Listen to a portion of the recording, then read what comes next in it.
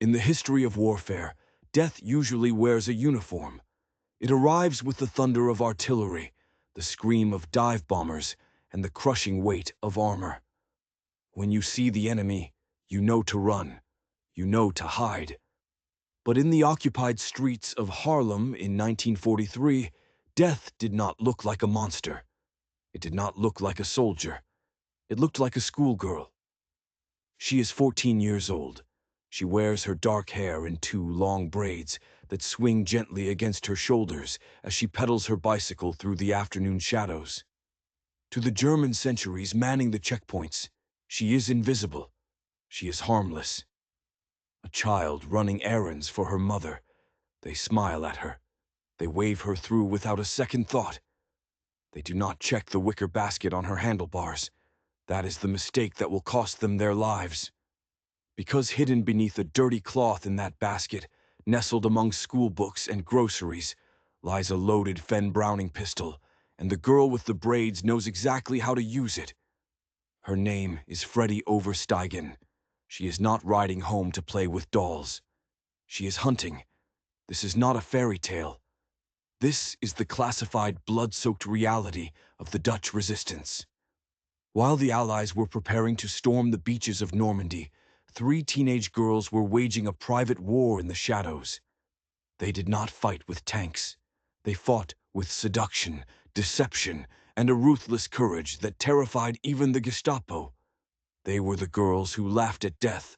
They were the teenagers who lured Nazis into the woods and made sure they never walked out. To understand how a child becomes an assassin, you cannot start with the gun. You must start with the hunger. You must start with the world that forged her before the first German boot ever touched Dutch soil. Freddy Oversteigan was born in September 1925 in the village of Chotten near Haarlem. But she wasn't born into the tulip-filled postcards of Holland that tourists see today. She was born into the grit of the working class. Her family lived on a barge, a floating home on the canals that smelled of stagnant water, coal dust, and desperation. Her father was a dreamer, a man who sang French songs but couldn't put bread on the table.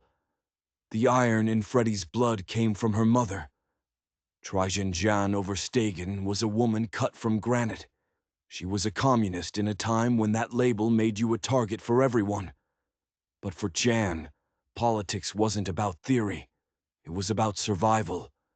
It was about the refugees fleeing persecution in Lithuania, who hid in the dark, damp hold of their barge. Freddy and her older sister Truus learned their first lesson of war before they could even read. When humanity is on the line, you do not look away. You act.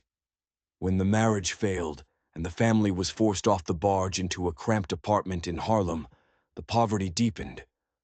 They slept on straw mattresses. They wore second-hand clothes. But Trajan taught her daughters that dignity had nothing to do with money. She enrolled them in the Dutch Youth Federation. While other girls were learning to sew, Freddy and Truus were making dolls for children orphaned by the Spanish Civil War. They were learning that the world was a dangerous place, and that bad men, fascist men, were on the march. And then the sky fell. May 10th, 1940. The German war machine turned its gaze toward the Netherlands. The invasion was swift, brutal, and humiliating. The Dutch army fought, but they were no match for the Blitzkrieg. In 5 days, just 5 days, it was over. The Queen fled to London. The Rotterdam city center was leveled by the Luftwaffe, a terror bombing that burned the heart out of the city and forced a surrender. Suddenly, the streets of Haarlem belonged to the enemy. Swastika flags draped from the government buildings. The sound of jackboots on cobblestones became the new rhythm of daily life. For most people, the instinct was to keep your head down, survive, don't make eye contact, wait for the British or the Americans to save you. But the Oversteigan house was different. They didn't wait. Almost immediately, the family began their resistance. It started small. It started with paper. They printed illegal pamphlets in their living room, the printing press clanking so loudly they had to post lookouts on the street corner to watch for police. Freddy, just 14, and Truce, 16, would sneak out at night. They carried pots of glue and stacks of posters. Everywhere the Germans put up propaganda calling for Dutch workers to go to Germany, the girls pasted warnings over them. "Don't go," they wrote. "For every Dutchman working in Germany, a German man goes to the front to kill." It was dangerous. It was illegal. But to the occupiers, it was just a nuisance. The Germans were looking for men. They were looking for soldiers. They weren't looking for children. That changed in 1941. A knock came at the door of the Oversteigan apartment. Standing there was a man named Frans van der Veen. He was the commander of the Haarlem Council of Resistance.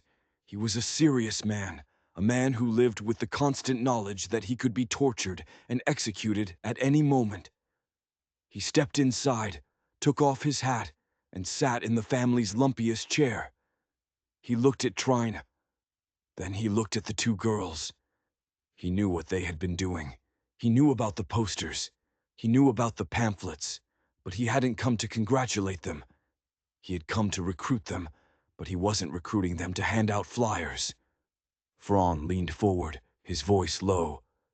He needed couriers who could move invisible through the city. He needed scouts who could watch the German airfields. And he needed fighters. He looked these two teenage girls in the eye and asked the question that would end their childhood forever. "Are you willing to learn to use weapons?" The room went silent. This wasn't a game anymore. This wasn't sneaking out after curfew. This was treason. This was capital punishment. Truus, the older sister, asked the question that hung in the air. "Will we have to kill people?" Fran didn't lie to them. He didn't sugarcoat the war. "Yes," he said, "but not just anyone.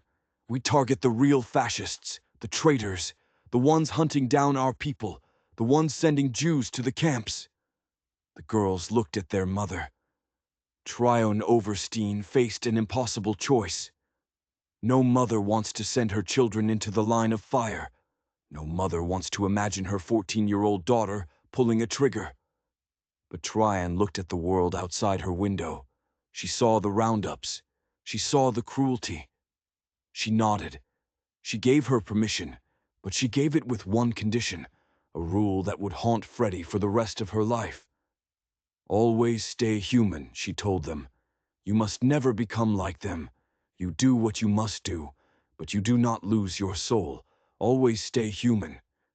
It was a beautiful sentiment. But in the coming months, Freddy would learn that war makes a mockery of such rules. The training began immediately. They were taken to a secret location, an underground potato shed hidden away from prying eyes. The smell of earth and mold filled the air. There, in the dim light, Frans placed a revolver in Freddy's small hand. It was heavy, cold. It felt alien. "Aim," he said. "Squeeze, don't pull." Freddy fired. The kickback jolted her arm. The sound was deafening in the enclosed space, but she hit the target again and again. She had a natural talent, a steady hand, a calm pulse. She learned to strip the weapon and clean it. She learned how to prime a grenade. She learned where to place dynamite on a railway track to cause a derailment. She was 14 years old. She should have been worrying about boys, or school grades, or what dress to wear to a dance. Instead, she was learning the most efficient way to end a human life. Their first real mission, however, wasn't an assassination. It was arson, a test of their nerves. The target was a warehouse used by the Nazis for storage. The plan was simple, reckless, and relied entirely on the fact that German soldiers were men, and men could be distracted. Freddy and Truce dressed up. They put on makeup. They let their hair down. They walked right up to the SS guards stationed at the warehouse gates. They smiled. They flirted. They played the part of the innocent, admiring Dutch girls. The guards, bored and lonely, ate it up. They leaned in, lighting cigarettes, laughing, completely captivated by the young sisters. They didn't notice the shadows moving behind them.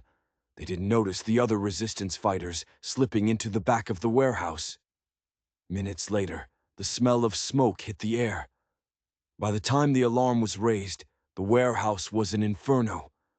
And the two pretty girls, they had vanished into the night, their hearts pounding against their ribs. They had done it. They had struck a blow against the Reich. It felt exhilarating. It felt righteous. But burning a building is one thing.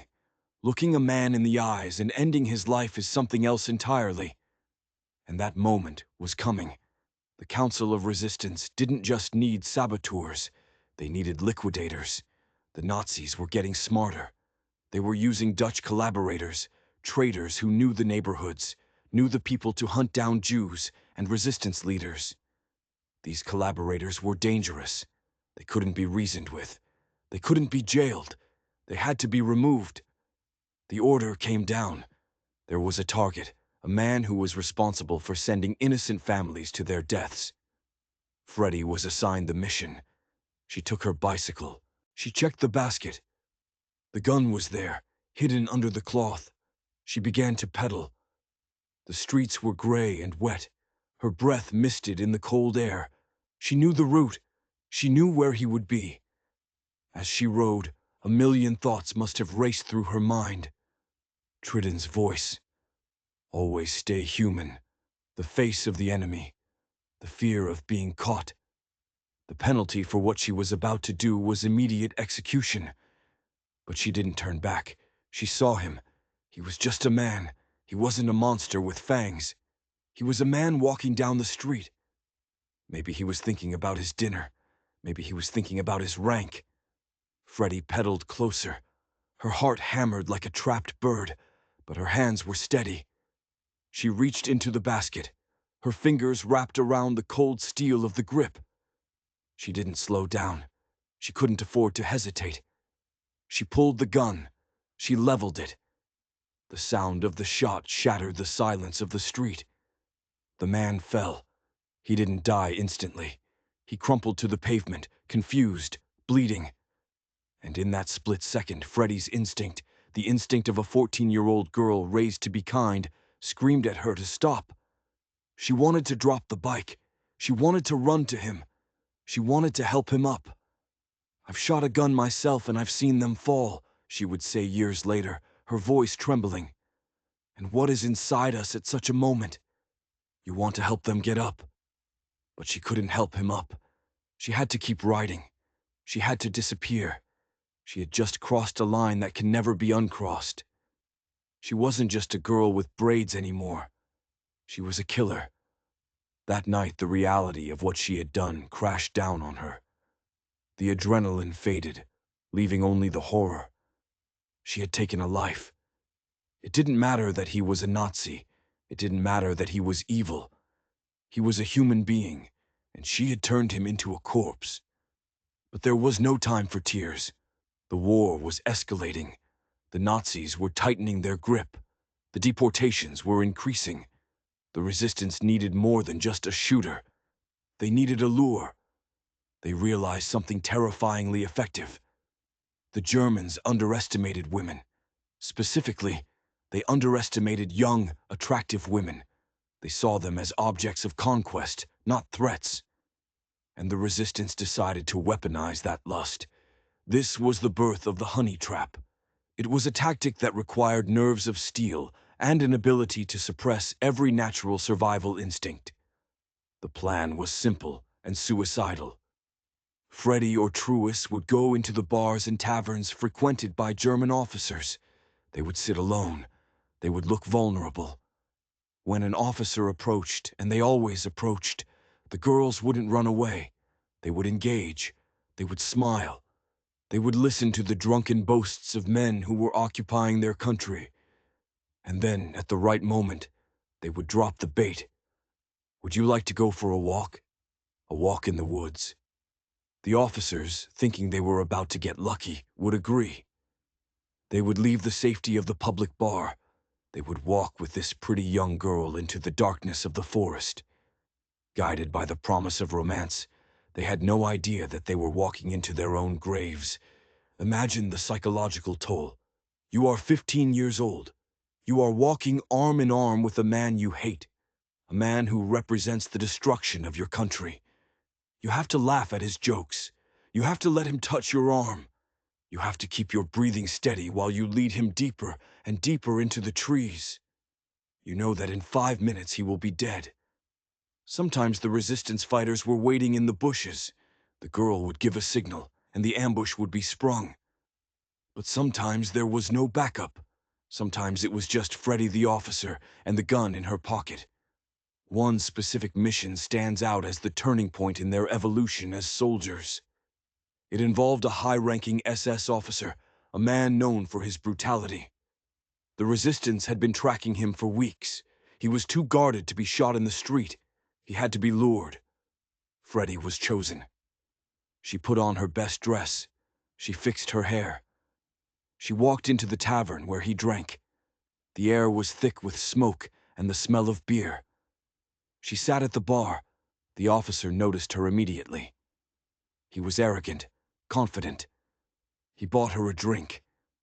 Freddy played the part perfectly. She was shy but interested. She let him believe he was charming her. When she suggested a stroll to see the moonlight on the river, he didn't hesitate. He stood up, adjusted his uniform, and followed her out. They walked away from the lights of the town.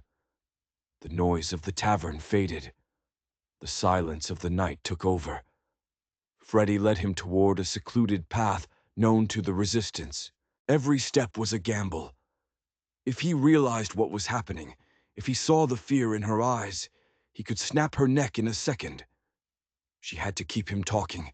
She had to keep him distracted. "It's beautiful out here," he might have said. "Yes," Freddy would have replied, her hand inching toward her coat pocket. "It's very quiet." They reached the designated spot, a clearing in the woods. Freddy stopped. She turned to face him. The officer smiled, stepping closer, expecting a kiss. Instead, he looked down the barrel of her FN Browning. The look on his face wasn't fear. It was pure shock. He couldn't process it. The girl, the child. Freddy didn't give him time to understand. She pulled the trigger. The blast echoed through the trees. The officer collapsed. There was no romance. There was no glory. Just a dead body in the mud and a teenage girl standing over him, her ears ringing, her hands shaking uncontrollably. She didn't run immediately. She stared at him. This was the reality of the war she had chosen. It was intimate. It was dirty. And it was destroying her from the inside out. Back home, Train would wait for her daughters. She wouldn't ask for details. She would see the look in their eyes, the thousandy stare that soldiers get after heavy combat. She would hold them while they cried. She would rock them like the children they were supposed to be. "I am a monster," Freddy would sob. "I am a murderer." "No," Trajan would whisper fiercely. "You are a soldier. You are saving lives. Never forget that." But saving lives required more than just killing. It required risking everything to protect the most vulnerable. By 1943, the Jewish population of the Netherlands was being systematically liquidated. Families were being dragged from their homes, loaded onto cattle cars, and sent east to camps like Avitz and Soybor. The Oversteigan sisters couldn't stop the trains, but they could save the children. This was their other war, the war of smuggling. They would go to the creche, the holding centers where Jewish children were kept before deportation. Working with other resistance members, they would spirit the children away. How do you move a Jewish child through a city crawling with Nazis, hunting for Jews? You hide them in plain sight. Freddy would take a child by the hand. "Don't say a word." She would whisper, "Pretend I am your sister." They would walk right past the SS patrols. Freddy would chat to the child, pointing at birds, pointing at clouds, acting for all the world like a carefree girl babysitting her sibling. Inside, she was screaming. If the child spoke Yiddish, if the child cried, if the soldier asked for papers, they would both be executed on the spot. They moved dozens of children this way. They took them to safe houses in the countryside. They hid them in barns, in attics, in secret rooms behind bookcases. But they couldn't save everyone. One afternoon, Freddy and Truce were moving a group of children when the air raid sirens began to wail. Allied bombers were overhead. The anti-aircraft guns opened up. Shrapnel began to rain down on the streets. They tried to find cover. They tried to shield the children with their own bodies. But war is indiscriminate. A bomb struck nearby. The concussion was massive. When the dust settled, Freddy stood up, coughing, her ears ringing. She looked around for the children she was sworn to protect. She found them, but she couldn't save them. The trauma of that day would never leave her. To fight so hard, to risk so much only to lose them to a random bomb. It felt like a cruel joke. It hardened her. It made the gun in her pocket feel heavier, but also more necessary. It was around this time that the duo became a trio. They met a young woman named Janja Johanna Shaft. She was a law student. She was brilliant, fierce, and she had a man of bright red hair that made her impossible to miss. She went by the name Hanny. Hanny Shaft was different. She was an intellectual. She had quit university rather than sign a loyalty oath to the Nazis. She wanted to fight. She joined the Council of Resistance and gravitated toward the sisters, Freddy, Truce, and Hai, the three musketeers of the Resistance. Hai brought a new energy to the group. She was older, more political, but she was also reckless. Her red hair became a symbol. The Germans started hearing reports of a girl with red hair involved in sabotage and assassinations. They put her on their most wanted list. The three of them became inseparable. They shared a bed in safe houses. They shared food when there was barely anything to eat. They shared the grim task of cleaning their weapons after a hit. They became a unit, a family forged in blood. But as the war dragged on into 1944, the darkness grew. The hunger. Winter was approaching. The Germans, desperate as the Allies closed in, became more vicious. They weren't just occupying the country anymore. They were looting it, starving it, and executing anyone who looked at them wrong. And for Freddy, the line between justice and vengeance began to blur. There is a story Truist told, a story that defines the absolute horror of their daily existence. One day they witnessed a roundup in the street. German soldiers were grabbing men and loading them into trucks. A young father was holding his infant child. An SS officer, frustrated by the delay, grabbed the baby from the father's arms.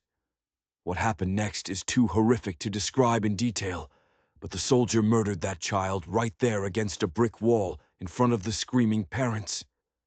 Truist and Freddy were watching from a distance. They were armed in that moment. There was no plan. There was no order from the council. There was only pure white-hot rage.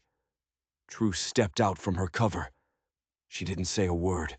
She raised her pistol and she shot that SS officer through the head. It was suicide. It should have been suicide. They should have been gunned down right there. But the chaos, the shock of the other soldiers gave them a split second. They ran. They scrambled through alleyways, over fences, their lungs burning, the sound of boots pounding behind them. They escaped. But the image of that baby, the image of that soldier, it was burned into their retinas. This was the war Freddy Oversteigan lived in. It wasn't a war of maps and generals. It was a war of murdered babies and dead officers in the woods. It was a war where you had to kill part of yourself just to survive the day. And as 1944 turned to 1945, the danger was about to reach its peak. The Nazis knew who they were looking for now. The girl with the red hair and her accomplices were the most hunted women in the Netherlands. The net was closing in. and one of them wasn't going to make it out alive. The winter of 1944 was not just a season, it was a weapon. They called it the Hunger Winter. The Allies had liberated the south of the Netherlands, but the north, where Freddy, Truus, and Hanny were fighting, remained in an iron grip. In retaliation for a railway strike, the Nazis cut off all food supplies. The canals froze solid. The gas and electricity were shut off. The country was plunged into darkness and starvation. People were eating tulip bulbs to survive. They were boiling potato skins. Men and women dropped dead in the streets from exhaustion, and their bodies were left there because no one had the strength to bury them. In this frozen hellscape, most people were just trying to stay alive for one more day. But the three girls, they weren't just surviving, they were escalating. The assassinations continued, but now they added a new tool to their arsenal: dynamite. The war had changed. It was no longer about picking off individual officers in the woods. It was about stopping the German machine from retreating with Dutch loot and Dutch machinery. The resistance needed to Chuyi the infrastructure. Freddy Oversteigan, 19 years old, became an expert in explosives. Imagine the scene. It is 3 in the morning. The temperature is 20 degrees below zero. The wind cuts through your thin coat like a razor blade. Freddy and Truus are lying on their stomachs in the snow beside a frozen railway embankment. Their fingers are numb, clumsy with the cold. But they cannot shake. They cannot shiver because they are handling unstable explosives. They are planting charges on the tracks between Ajamudin and Haarlem. This is the main artery for the German military transport. If they get the timing wrong, they blow themselves to pieces. If they make a noise, the German patrols guarding the line will shred them with machine gun fire. They work in silence. They tape the charges. They set the fuses. Then they retreat into the shadows and wait. When the train comes, a massive black beast spewing smoke and sparks, the ground shakes. Freddy counts the seconds. The engine passes over the trigger point. Boom. The night turns into day. Metal screams against metal. The train derails, crashing off the tracks, spilling tanks, ammunition, and supplies into the snow. It is a spectacle of destruction for the Germans. It is a disaster for the girls. It is a victory. But it is a victory that comes with a price. Every act of sabotage brings reprisals. The Nazis don't just fix the tracks. They execute civilians in retaliation. They grab men from nearby houses and shoot them by the wreckage as a warning. This is the moral burden that Freddy carries. Every train she blows up, every bridge she destroys, she knows that innocent blood might be spilled in revenge. It is a heavy weight for a teenager. It keeps her awake at night. It gives her nightmares where the faces of the dead stare at her asking, was it worth it? But there is no turning back. They are too deep in the fight, and the enemy knows it. By 1945, the Nazi intelligence apparatus was obsessed with one phantom in particular. They had vague descriptions of the sisters, but they had a very specific description of their friend, the girl with the red hair. Henny Shaft had become a legend. She was the face of the student resistance. She was the intellectual assassin. The Nazis hated her, not just because she killed them, but because she represented everything they despised. A woman, an intellectual, a communist, a friend of Jews. Adolf Hitler himself, according to resistance lore, was briefed on her activities. The order came down from the highest levels. Find the girl with the red hair and silence her. Hai knew she was hunted. She stopped going home. She stopped using her real name. She dyed her iconic red hair stark black. She wore wire-rimmed glasses to change her face. She became a ghost. But you cannot hide forever when the walls are closing in. The bond between the three women, Freddy, Truus, and Hanny, was the only thing keeping them sane. They were family. They were sisters in arms in the truest sense. They slept in the same beds in safe houses, huddled together for warmth. They shared their meager rations of bread and tulip soup. They talked about what they would do after the war. Hai wanted to be a human rights lawyer. She wanted to rebuild the country. Freddy just wanted to sleep, without seeing the faces of the men she killed. They made a pact. We survive together, or we die together. But war doesn't honor pacts. March 24th, 1945, less than 2 months before the end of the war. It was a Tuesday, a gray, drizzling day. Henny Shaft was riding her bicycle through Harlem. She was transporting a bundle of illegal communist newspapers called "Do Where Hide the Truth." Hidden in her basket, as always, was her pistol. She was not alone. She was riding with another resistance member. They approached a military checkpoint on the John Gizinata Bridge. It should have been routine. Hai had passed hundreds of checkpoints. She was disguised. Her hair was dyed black. She had fake ID papers, but fate is cruel. The soldiers stopped them, not because they knew who she was, but because of a random search order. They checked her bags. They found the newspapers, sedition, treason. Then they found the gun. Hai Shaft was arrested on the spot. She was dragged to the police station, then transferred to the prison in Amsterdam. At first, the Lao Germans didn't realize who they had captured. To them, she was just another resistance courier, a nobody. But then they looked closer. Days passed in the cell. The cheap black dye began to wash out of her hair. The roots began to show, a brilliant, undeniable red. The realization swept through the prison administration like an electric shock. They didn't just have a courier. They had her, the phantom, the legend, the girl with the red hair. The interrogation was brutal. They wanted names. They wanted locations. Specifically, they wanted the names of the 2 sisters she worked with. They wanted Freddy and Truus. Honey Shaft was alone in a cold cell, facing the full wrath of the Gestapo. We don't know exactly what they did to her in those final weeks. We know they psychologically tortured her. They threatened her family, who were already in a concentration camp. They told her the war was lost, that her friends were dead. But HY stayed silent. She never gave up Freddy. She never gave up Truus. She bought them time with her silence. Meanwhile, outside the prison walls, panic set in. When Freddy and Truus heard that Hanny had been taken, their world collapsed. Their sister, their leader, their best friend was in the hands of the monsters. The grief was paralyzing.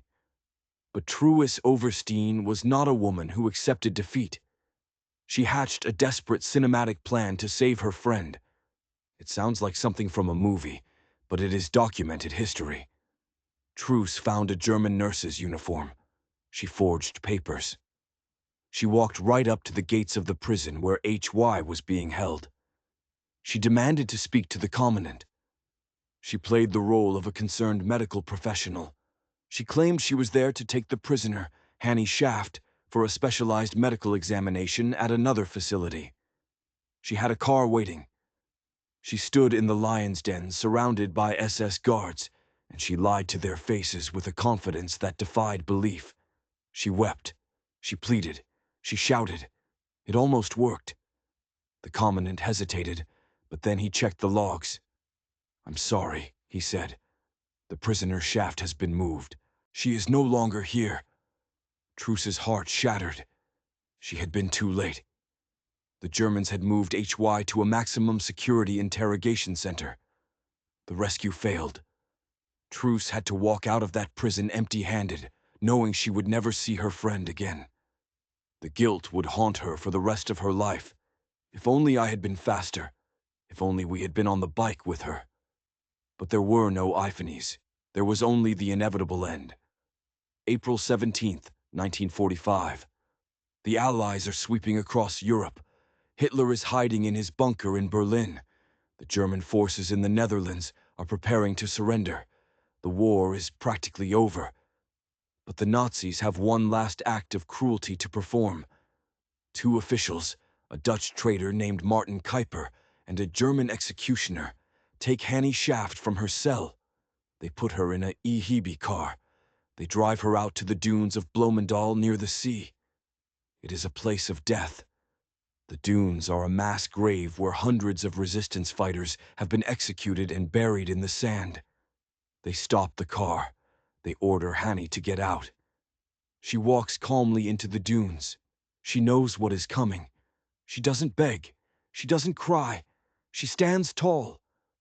The wind from the North Sea whips through her hair, now showing its true red color again. The men raise their weapons. The first shot rings out. It is fired by the German, but his hand shakes. The bullet grazes High's head, wounding her but not killing her. She falls to her knees in the sand. And then, in a moment that has echoed through Dutch history for 80 years, Hanny Shaft looks up at her executioners, bleeding, dizzy, staring down the barrel of a gun. She delivers her final words. She mocks them one last time. "I shoot better than you." The Dutch traitor Kuiper, enraged by her defiance, steps forward. He raises his submachine gun. He does not miss. A burst of fire. Silence returns to the dunes. The girl with the red hair was gone.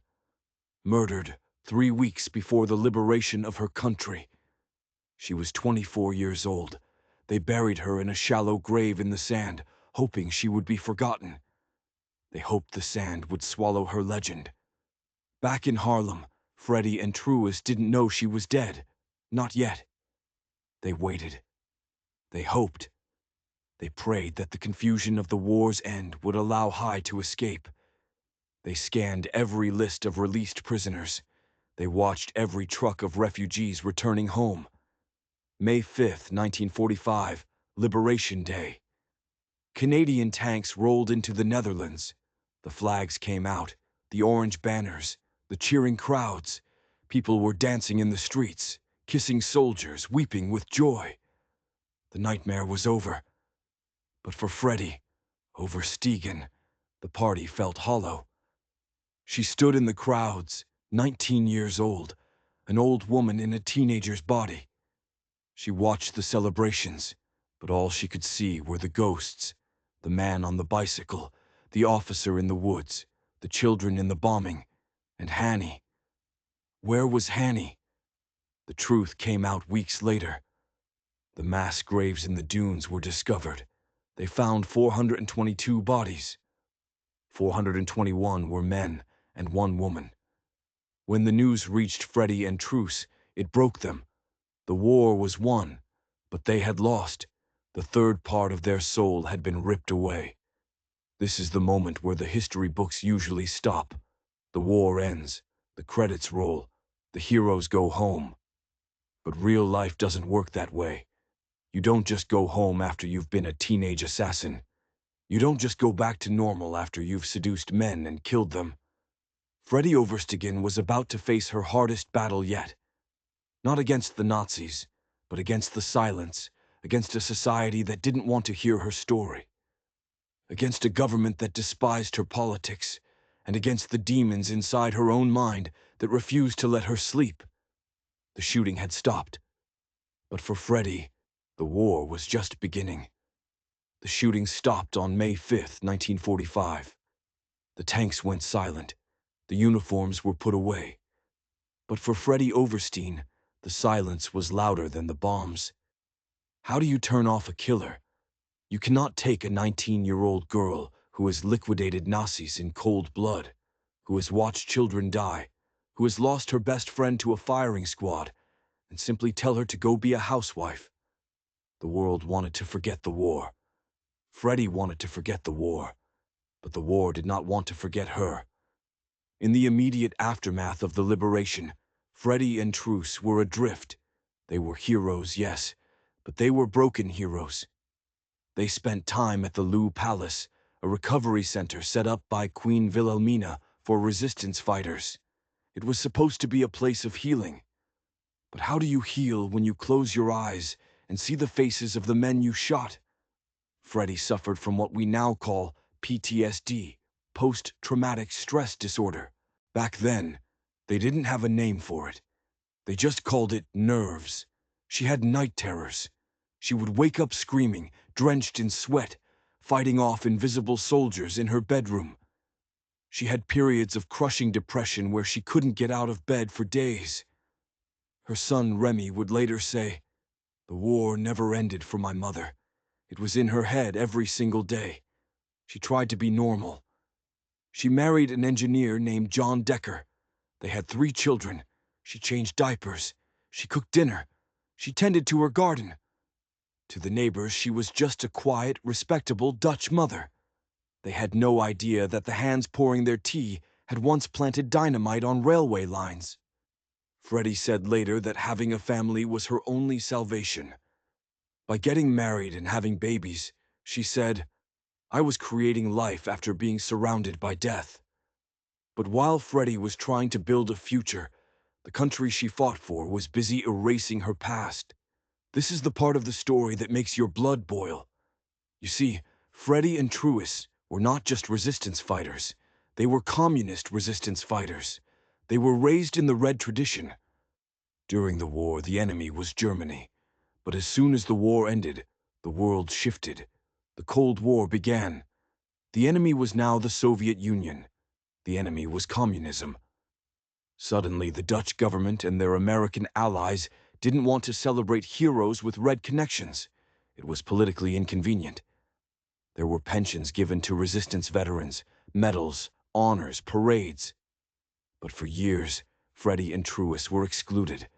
Their files were pushed to the bottom of the stack. They were sidelined. Imagine the insult. You risked your life every day for 5 years. You killed for your country. You watched your best friend get executed. And now the government tells you that your service doesn't count because of your politics. Freddy felt the sting of it deeply. But she also felt the sting of sexism. The narrative of the war was being written by men for men. The history books talked about the brave soldiers on the beaches. They talked about the male resistance leaders. When they did talk about women, they talked about them as couriers or nurses, not as assassins, not as liquidators. Society wasn't ready to accept that a teenage girl could pull a trigger as coldly as a man. It was too uncomfortable. So, they sanitized the story. "Women don't count," Freddy said bitterly in an interview years later. They still don't.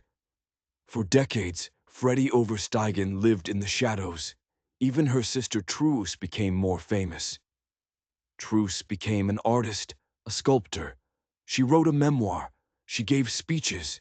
She was the public face of their cell. Freddy was the quiet one, the one who stayed home, the one who carried the darkness alone. She admitted she was jealous of Truus. "I was in the resistance too," she would say to her husband. "I did the same things, but she never demanded the spotlight. She simply endured." Years turned into decades. The 1950s became the 60s, the 70s, the 80s. The world changed. The Soviet Union fell. The politics that had blacklisted them began to fade. And slowly, very slowly, the truth began to resurface. Historians started looking closer at the Dutch resistance. They realized that the 3 musketeers, Hanny, Truus, and Freddy, were unique in all of Europe. A purely female kill team. It was unheard of. The whispers became a roar. In 2014, the silence finally broke.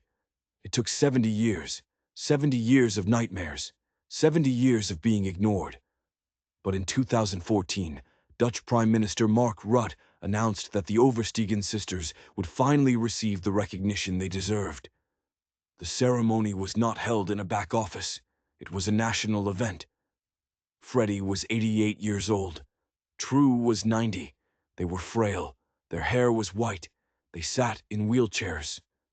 But the fire in their eyes, that was still there. The Prime Minister pinned the Mobilization War Cross onto Freddy's chest. It is a high military honor. He looked her in the eye and thanked her on behalf of the nation. Freddy didn't cry. She sat tall. She wore the medal with a dignity that silenced the room. For her son, Remy, it was the proudest moment of his life. Finally, he thought, Finally, the world knows who my mother is. Streets in Harlem were named after them. Documentaries were filmed. The international press, the Washington Post, the BBC, the New York Times, suddenly wanted to know everything about the girl with the braids. Freddy Oversteigan, the forgotten soldier, became a global icon of anti-fascist resistance. But time, the one enemy you cannot shoot, was closing in. In 2016, Truce died. For Freddy, it was like losing a limb. Truce was the only person left on Earth who truly understood. The only one who knew what it felt like to walk into the woods with a Nazi. When True died, Freddy began to fade. She spent her final days in a nursing home. Her heart, which had withstood terror and grief that would kill a lesser person, was finally getting tired. But right to the end, she kept her sharp wit. When a nurse asked her if she was in pain, Freddy looked at her and said, "I've been in pain since 1940. September 5th, 2018. One day before her 93rd birthday, Freddy Oversteigan closed her eyes for the last time.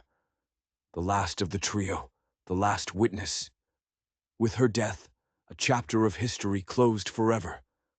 The secrets of the woods, the exact words whispered to the men she killed, the specific weight of the gun in the bicycle basket. It all went with her. But she left us with something more powerful than secrets. She left us with a question. It is a question that echoes from 1943 to today. Freddy was just a girl. She was 14. She liked dolls. She liked to draw. She had no money, no power, no vote. And yet, when the darkness came, when her neighbors were being dragged away, when the government surrendered and the army collapsed, she did not hide. She did not wait for someone else to save the world.